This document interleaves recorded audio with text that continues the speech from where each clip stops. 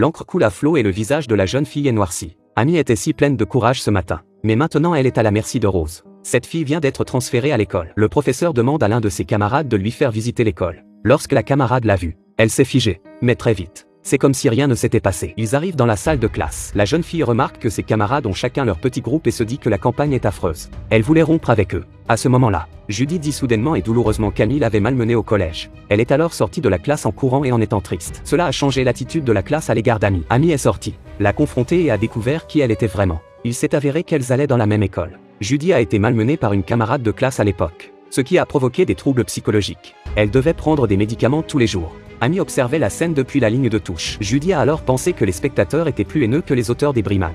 Et elle a donc décidé de lui faire ressentir ce que c'était que d'être victime de brimades. Judy a alors commencé à agir. Elle s'est délibérément effondrée sur le sol en criant « non ». Ses camarades de classe se sont précipités pour l'aider. Les élèves se sont laissés berner par son mauvais jeu et